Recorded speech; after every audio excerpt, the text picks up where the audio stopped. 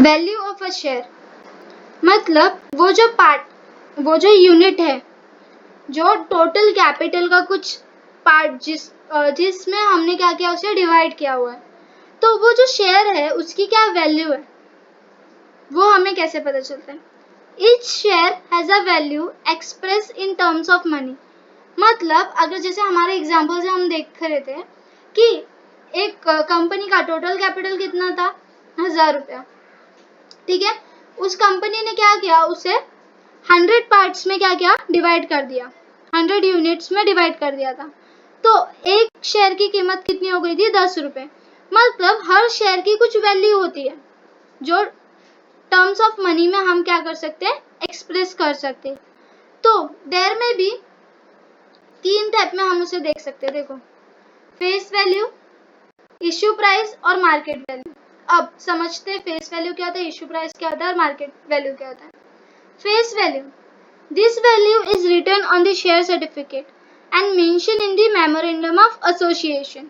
ये जो वैल्यू है, जैसे हमने देखा था हमारे एग्जाम्पल के हिसाब से, हमारे शेयर की वैल्यू क्या थी, 10 रुपए। तो जो 10 रुपए उसकी फेस वैल्यू थी, वो कहाँ पे रिटर्न होती है, शेयर सर्टिफिकेट के ऊपर लिखी हुई होती है और मेंशन की हुई होती है मेमोरेंडम ऑफ एसोसिएशन में, एमओए में, ठीक है। ये क्या है, उस शेयर की कीमत है, एक्चुअल वैल्यू है, फेस वैल्यू है, ठीक है। अब इश्यू प्राइस, कंपनी किस प्राइस में उसे इश्यू करती है, उसे बोलते हैं इश्यू प्राइस। किस प्राइस में उसे बेच रही है, उसे बोलते हैं issue price. It is the price at which company sells its shares.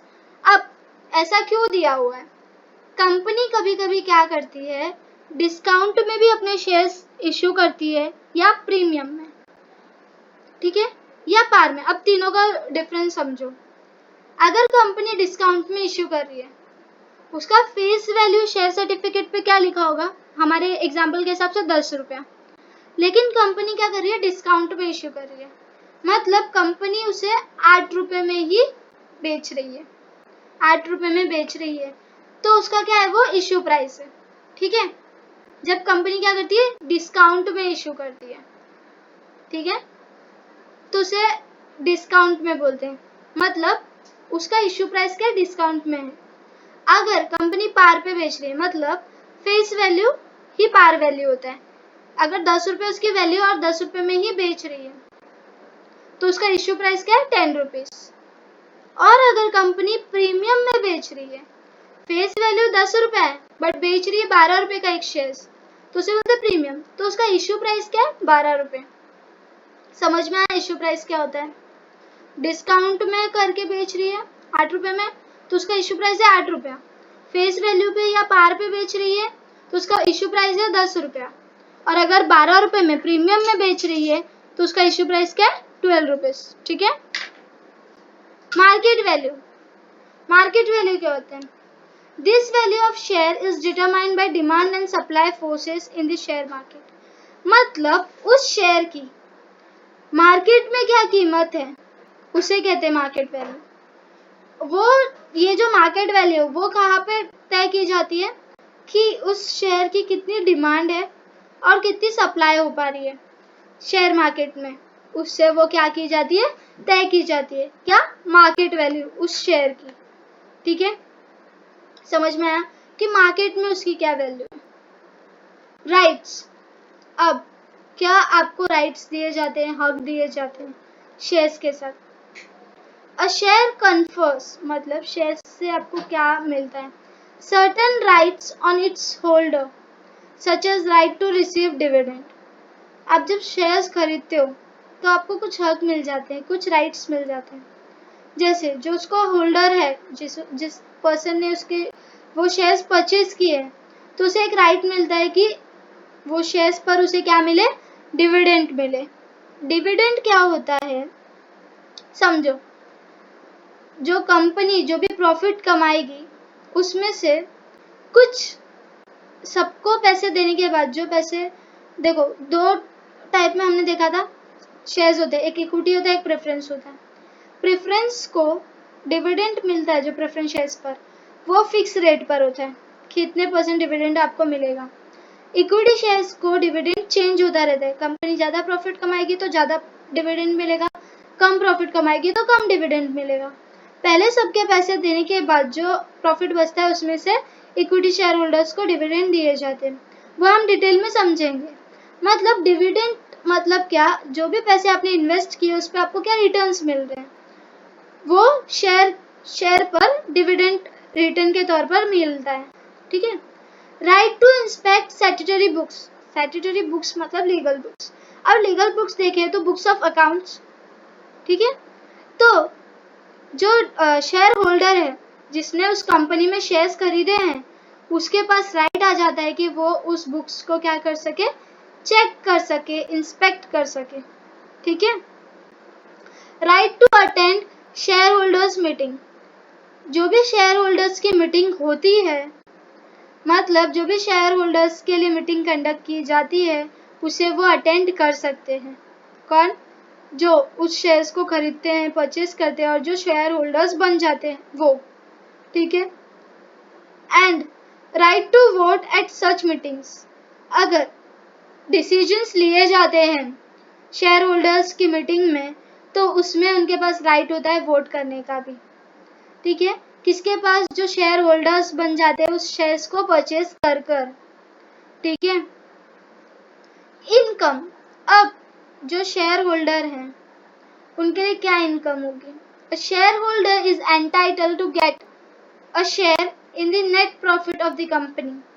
It is called dividend. मतलब अब जो कंपनी का नेट प्रॉफिट है, मतलब सभी लोगों को देने के बाद जो उसका पैसा बचता है, वो जो नेट प्रॉफिट कंपनी का बच रहा है उसमें से कुछ शेयर, कुछ पार्ट उसे भी मिले, जो कि उसे मिलता है डिविडेंड के तौर पे। ठीक है। ट्रांसफरेबिलिटी। ट्रांसफरेबिलिटी मतलब क्या? जो शेयर्स होते हैं, हम समझो मुझे अभी पैसों की ज़रूरत है। ठीक है। तो मैं क्या कर रही हूँ, मेरे शेयर्स किसी और को ट्रांसफ़र कर रही हूँ और उससे मेरे शेयर्स की कीमत ले रही हूँ। तो शेयर्स हम क्या कर सकते हैं, ट्रांसफर्स भी कर सकते हैं। The shares of public limited company are freely transferable. जो पब्लिक लिमिटेड कंपनीज होती हैं उनके शेयर्स हम फ्रीली ट्रांसफ़र कर सकते हैं in the manner provide in the articles of association. Articles of association में ये सारी चीज़ें मेंशन की गई है कि हम हमारे शेयर्स इजीली ट्रांसफ़र कर सकते हैं, फ्रीली ट्रांसफ़र कर सकते हैं किसी के भी नाम पर। ठीक है। मतलब हम शेयर्स हमारे बेच सकते हैं। Property of share holder. अब जो शेयर होल्डर की प्रॉपर्टी है, शेयर मतलब शेयर। शेयर क्या है? Share is a movable property of a share holder. कहीं भी लेके जा सकते हैं। समझो कैसे? शेयर सर्टिफिकेट, उसके पास एविडेंस है, वो उस शेयर का मालिक है। ठीक है। तो वो क्या, एक मूवेबल प्रॉपर्टी है। शेयर क्या है? एक आप बोल सकते हो, आपका एक एसेट्स भी समझ सकते हो उसे। आप उसे कन्वर्ट कर सकते हो, उसे बेच के पैसे ले सकते हो। ठीक है।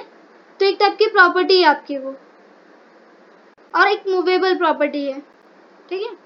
काइंड्स ऑफ शेयर्स मतलब टाइप्स ऑफ शेयर्स। दो टाइप में डिवाइड है share. A company can issue two kinds of shares, equity shares और प्रेफरेंस शेयर्स।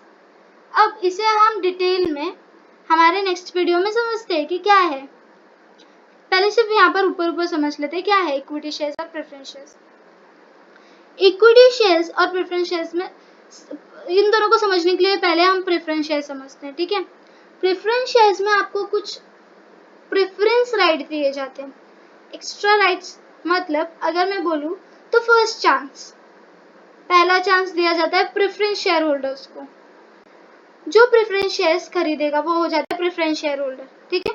अब उनका जो डिविडेंड होता है, मतलब उनने जो पैसे कंपनी में लगाए हैं उस पे जो उन्हें रिटर्न मिलेगा, किस वे में मिलता है, किस फॉर्म में मिलता है, डिविडेंड के फॉर्म में। तो उनको डिविडेंड जो मिलेगा वो क्या होगा, प्रेफरेंस उन्हें उसमें भी मिलता है। मतलब उनका जो रेट ऑफ डिविडेंड है वो तय होता है। भले कंपनी को प्रॉफिट हो ना हो, उनसे उसे कुछ लेना देना नहीं है। कंपनी उसे उसका शेयर, उसका जो रिटर्न्स है, उसका जो डिविडेंड है वो उसे उसके फिक्स रेट पर देगी, यही उसे प्रेफरेंस दिया जाता है। और अगर कंपनी वाइंड अप हो रही है, बंद हो रही है, तो सबसे पहले पैसे किसे दिए जाएंगे? जो भी पैसे चुकाने के बाद जो पैसे बचते हैं सबसे पहले प्रेफरेंस शेयर होल्डर को पैसे दिए जाते हैं, बाद में इक्विटी शेयर का नंबर आता है। मतलब कंपनी के प्रॉफिट में भी पहला हक प्रेफरेंस शेयर होल्डर का होता है और पहला हक जब कंपनी बंद होती है उसके कैपिटल में भी पहला हक प्रेफरेंस शेयर होल्डर को दिया जाता है। ठीक है, उसके बाद नंबर आता है इक्विटी शेयर का, अगर पैसे बचे तो। अब इक्विटी शेयर होल्डर को भी डिविडेंड मिलता है, बट इनका जो डिविडेंड होता है ना वो फ्लक्चुएटिंग रेट पे मिलता है। फ्लक्चुएटिंग मतलब तय नहीं होता है कि उनको कितने परसेंट पर, कितने रेट पर डिविडेंड दिया जाएगा। मतलब कंपनी अगर ज्यादा प्रॉफिट कमा रही है, कंपनी के पास ज्यादा पैसे बच रहे तो ज्यादा डिविडेंड, कंपनी के पास कम पैसे बच रहे तो कम डिविडेंड, कंपनी लॉस झेल रही है तो इक्विटी शेयर होल्डर को पैसे नहीं मिलेंगे, उन्हें भी लॉस झेलना पड़ेगा। मतलब जो इक्विटी शेयर होल्डर्स होते हैं उनका जो डिविडेंड है वो भी फ्लक्चुएट होता रहता है, और कंपनी वाइंड अप होगी तो सबके पैसे चुकाने के बाद अगर पैसे बचते हैं तो इक्विटी शेयर होल्डर्स को मिलेंगे। मतलब इक्विटी शेयर जो है वो बहुत रिस्की है, बट उसमें राइट्स भी ज्यादा मिलते हैं, और अगर ज्यादा कंपनी को प्रॉफिट हो रहा है तो प्रॉफिट भी ज्यादा मिलता है हमें। ठीक है, अब एक बार खाली ये देख लेते कि क्या दिया हुआ kinds of shares. As per section 43 of the companies act 2013, companies act 2013 के हिसाब से देखें तो सेक्शन 43 हमें क्या बताता है? A company can issue different types of shares depending upon right to control income and risk. इन चीजों को ध्यान में इन चीजों पर ध्यान देते हुए कंपनी अलग अलग टाइप के शेयर्स इश्यू कर सकती है। The following chart shows different kinds of shares. अब ये जो दो टाइप के शेयर्स थे हमारे, इक्विटी शेयर्स और प्रेफरेंस शेयर्स, इनके ही कुछ पार्ट्स हैं, इनके ही कुछ और ये दिए हुए हैं, वो हम क्या करेंगे हमारे नेक्स्ट वीडियो में समझेंगे। ठीक है।